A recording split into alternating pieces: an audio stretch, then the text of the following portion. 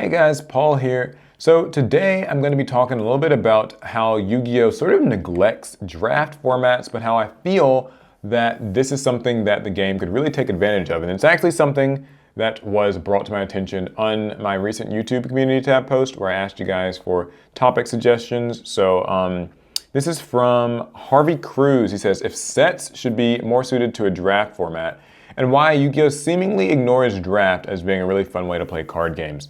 So for those of you guys who don't know, draft kind of can come in a lot of different forms, but basically it's the idea that like you and a group of players at your card shop or whatever are playing in like a tournament or for fun, and you get a certain amount of packs, you open them, and you build a deck out of just what you get.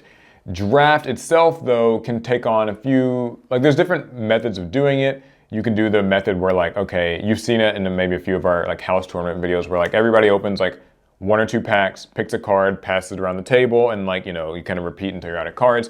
Other times it's just open the packs and like build out of it. So, different ways of doing that. But basically, draft is a really fun alternative way to play a card game, with some of the main benefits being that in a draft format, everybody's kind of picking from the same overall card pool. And oftentimes that sort of helps to level the playing field because nobody really has like access to, an expensive or overpowered archetype, and also if you do it, when a set just comes out or something like that, and no one's gotten really a chance to like familiarize themselves and prepare with like these new cards, it can be fun because everybody's getting exposed to these cards at the same time. Yu-Gi-Oh's explored draft in a couple of ways. Early on, actually, like I remember vaguely when I was a kid that draft formats were actually a thing that people did. I remember at my local Books A Million, I say local, I had to drive like 20 minutes to get there, but at like a Books A Million, they actually would do these drafts tournaments, and like it was basically with, new sets, new packs that were coming out, and this is around like 2003, 2004. So that was actually really cool. Basically, you would get these packs, open them, be able to like, draft with them. It was a fun time. Yu-Gi-Oh's also done Battle Pack as its kind of primary drafting set or format or whatever, and I've really loved these. You guys have seen us play with these a lot on the main channel and like the sort of like Battle Pack tournaments and stuff like that. There's Battle Pack 1, there's Battle Pack 2, Battle Pack 2 Round 2, and then Battle Pack 3. These all were kind of designed from the ground up to be used as like a drafting thing. Either you can get like 10 packs and just make your deck with that, or you can do the whole pass around the table system. Lots of fun, I want to say. If you can get your hands on these, it's a great time. Obviously, they're not like really on shelves anymore though, so you have to jump through some hoops, order them on eBay. Oof, it's expensive. But yeah, so there's that. And then last but not least, they've kind of revived draft through Speed Duels. So Speed Duels made the Battle City box a couple years back, and right now they're releasing the whole like Yu-Gi-Oh GX Duel Academy box expansion to Speed Duels. And it seems like it's kind of designed to be played from the ground, or like played right out of the box, kind of from the ground up.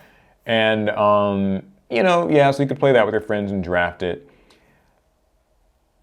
So there's draft in Yu-Gi-Oh, but like it's in different places. Now, what's so good about draft, I've already said, but what's the problems with draft, or maybe why Konami at least seems to struggle with implementing it, why they can't do it with normal sets?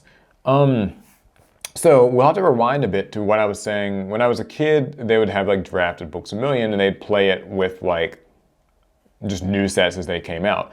I think this worked a lot better in the fundamental sort of foundation years of Yu-Gi-Oh, because sets back then had a lot more staple cards. Like let's just take a random set. One that Alec and I were looking at the other day was Legacy of Darkness.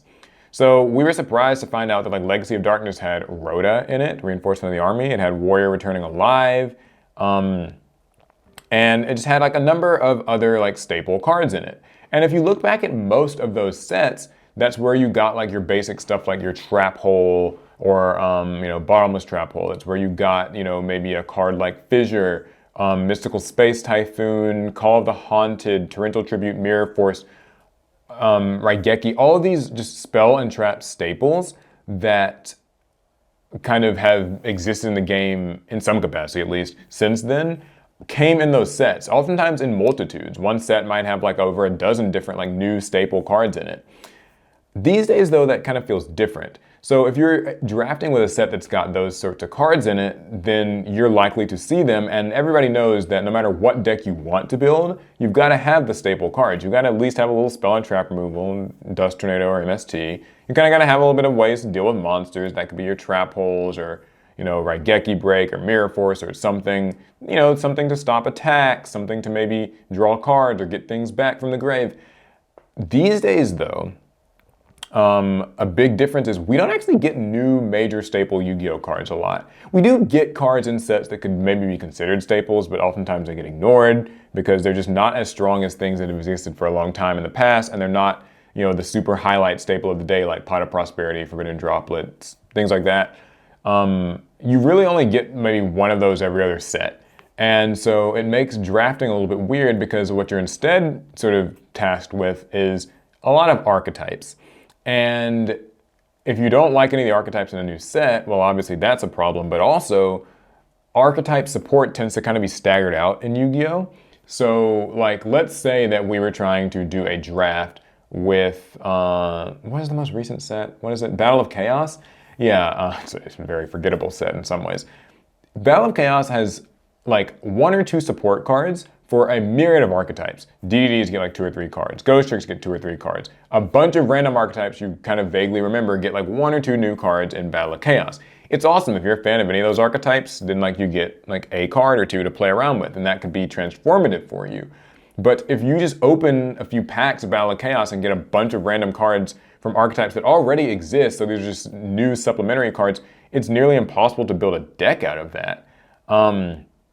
And it's kind of been that way for years now, where opening a new set can be fun for opening cool new cards to pull or valuable things, but for draft it just doesn't work. So Konami would have to sort of fundamentally change the way that they are making these sets. That's to say, archetypes need to be introduced in full in a set, kind of more like how the deck builder sets are, where think of the Grand Creators or Genesis Impact or what have you.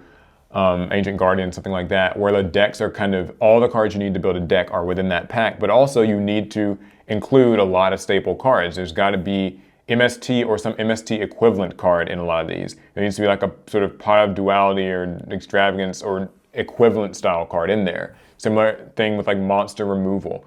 Like I said, we just aren't getting a lot of new, accessible, kind of low stakes staple cards, so that's a big thing that I think Konami would have to push.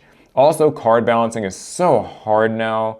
A lot of these new sets sort of assume that you have cards from older sets in order to make them useful. That, of course, applies with the archetype thing we were talking about, but even just with the extra deck and stuff, certain things you might kind of need to already have other extra deck monsters. So link monsters get hard to use if you're just trying to use the link monsters that come in a specific pack. Same with synchros and Xyz and things like that. So I would like to see Konami kind of approach this from the ground up, and I actually have a few ideas of how they might be able to do it. Alec and I have we really like battle packs, so we talk about this a lot. I think it would be really cool for Konami to do kind of a battle pack revisitation that's based on specific summoning types. So a synchro battle pack, an Xyz battle pack, a fusion-based battle pack. Maybe if you want to get a little bit into dangerous waters, you could do a pendulum or a link-based battle pack. And basically all the cards in it are sort of designed around the ability to do these things. Roughly speaking, Battle Pack 3 does sort of focus on Xyz monsters because it's just level 3 and 4, and there are some Xyz in there, though it's harder to pull them at times. But yeah, so basically doing battle packs that are focused on a specific mechanic could be fun. So if you do a fusion-based battle pack, there can be a lot of different fusion support cards and fusion-based monsters. So you can print in your cards what was the thing that searches polymerization? Oh God, I forget. King of the Swamp. You can put in fusion deployment. You could put in fusion recovery. You can just have a lot of just different generic fusion cards and stuff.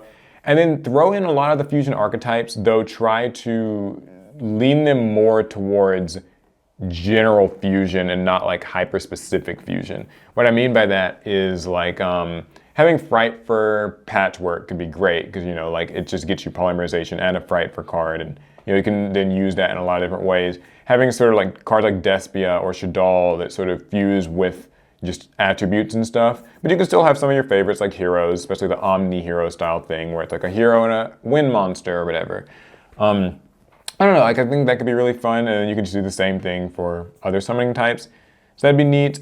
It's hard, I think, to also get players on board for doing this sort of thing because draft, I guess, maybe just it's perceived as like there's less skill involved, or there's less deck building creativity involved.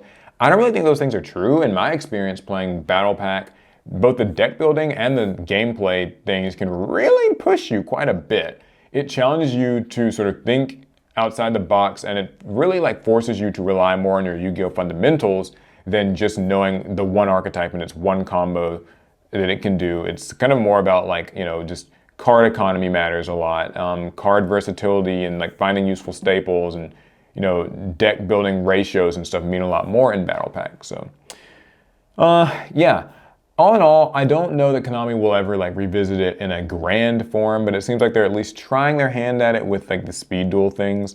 So hopefully that's a step in a sort of a ray of hope for it to be a step in the right direction, and a ray of hope for it to be used more.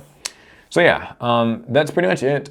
I like it. I want to see more of it. Please, Konami, if you're watching, I know you're not, but if you are, more draft. I don't mind. I think a lot of people really would enjoy it. I think it's an extra format in a game that desperately needs them, because I haven't even heard that much about those other extra formats. So nobody really talks about them. So, okay, let me know what you guys think down in the comments. Would you be interested in a more dedicated sort of draft initiative from Konami? What would you like to see in that? How should they do it? How should they not do it? Maybe what should they be avoiding? That's a good question too. And let me know, of course, other things you'd like my opinion on for me to talk about, because this came from the community, so it came from you. Yeah, gone on long enough. It's gonna be it. I'll see you guys in the next one. Fast turn.